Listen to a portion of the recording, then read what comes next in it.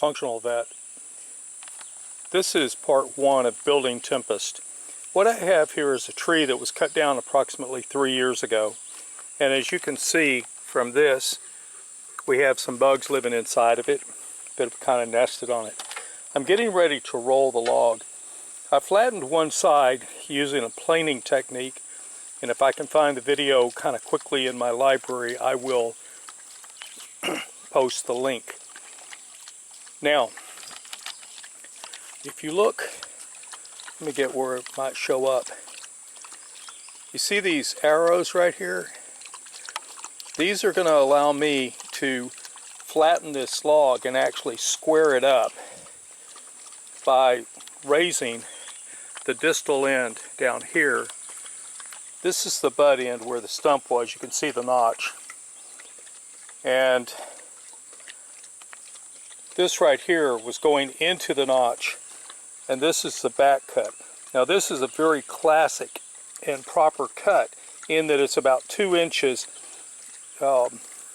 Actually, the notch ended down here, so it's about 4 inches above the bottom of the notch.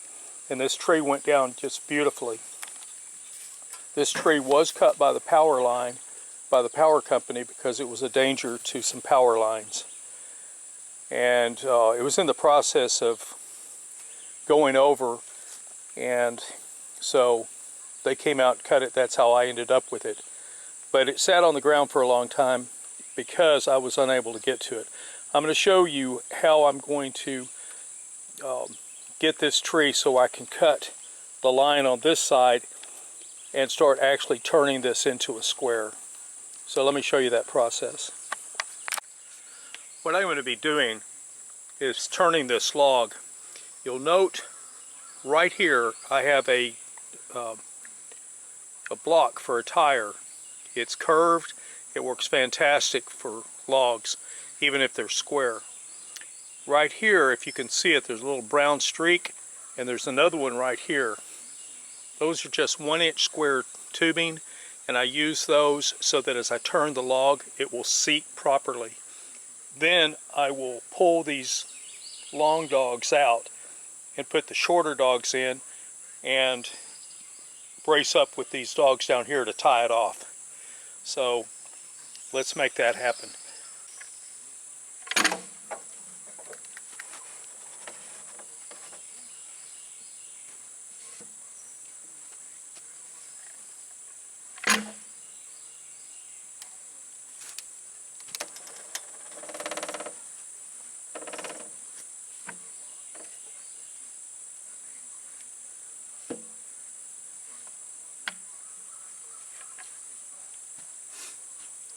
As you can see, this log is really messed up and filthy, and I'm going to have to clean this off, spray it all down, and then we'll start cutting the good stuff out of it.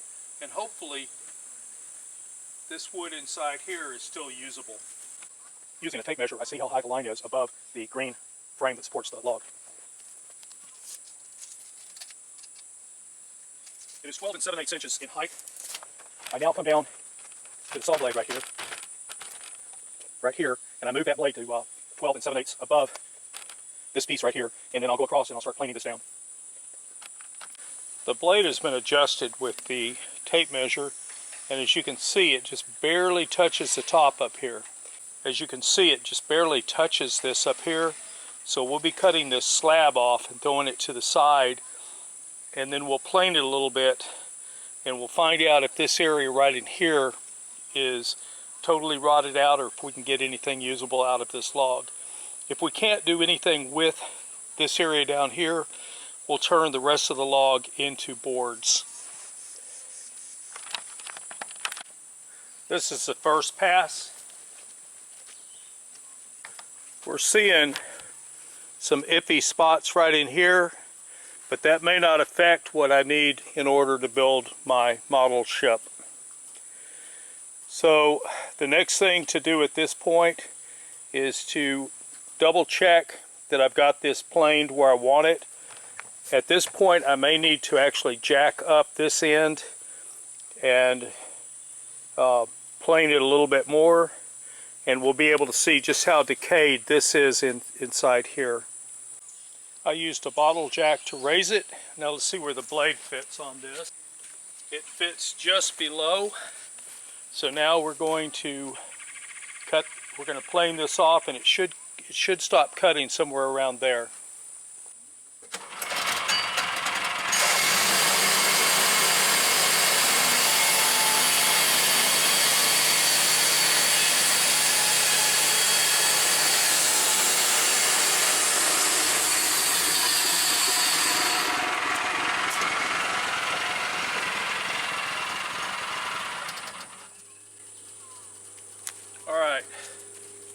We're ready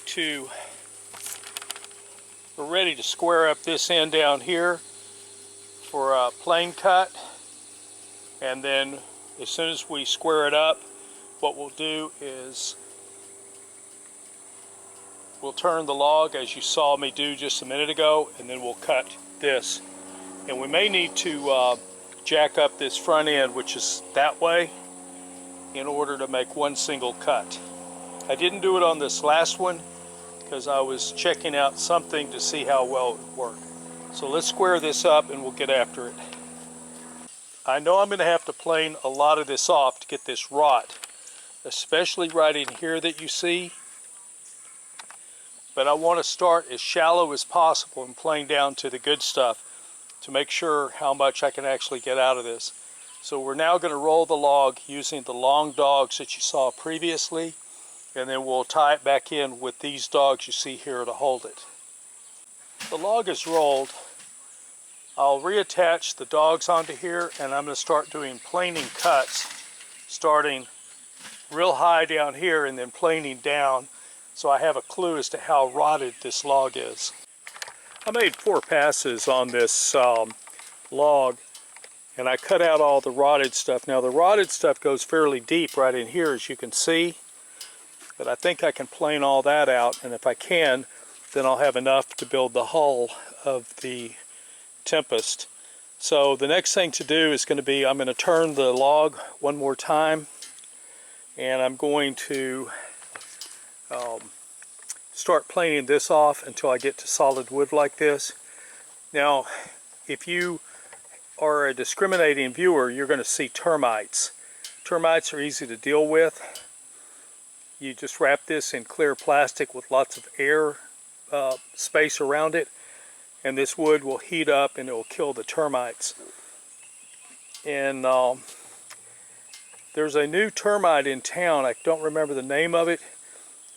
The termite colony can consume 13 ounces of wood a day.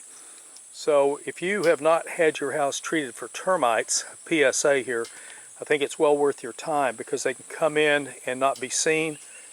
I do not know if they're subterranean or if they are the type that fly in and get up high.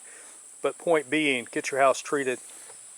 So let's turn this log and plane it down and see what we have to work with. Right now it's looking pretty good. As you can see, I have this squared off. It's very close to planed true. Now while I have a hand planer and I could come back and actually just really make this nice and pretty, there's no reason for that. The next thing that I need to do is to cut the chines into the hull. What you're looking at here on this side right here, this is going to be the bottom. And I'm not going with a keel because that would require, I'm not going with an external keel because that would require bracing to keep the ship upright when it's seated. So what I'll be doing is I will be prepping this area right here that you see, this. I'll be prepping that with cuprinol, very heavily in fact. Once I have that done and it's had time to soak in, and like I say, I'm going to go real heavy on that because that will have ground contact. Once I have that done, then I will begin crafting the bottom of the hull into the final shape, which will be a wine glass. Now granted, this ship is a bit too long. The formula for a ship is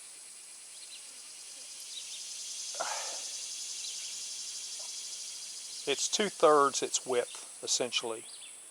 So if you have a ship that's 33 feet wide, it should be about 100 feet long, kind of a ballpark figure. So I'm going to have to figure out what of this hull, this wood, I'm going to be using for my ship. And it's going to probably be about 6 feet long, given the thickness of this. Maybe 8 at the most. I'll have a bowsprit, dolphin spanker. I'll have a foremast and a mainmast. This is going to be a brigantine. I absolutely love brigantines. Brigs, actually. But like I say, this is the bottom piece. I'm about to start coating this with cuprinol, and then from there we will move on to working this into its final shape, wrapping it in plastic to kill all the termites and ants that are in it. It's full of fire ants, by the way. And once all that's done, then we will move on to the next project. The insect holes that you can clearly see, there's what's called rock hard putty, and I'll be patching them with that in part and with a stain that will match the pine so that it looks right, and then once it's primed and painted, it'll look just like it was solid as could be. Dysfunctional vet out.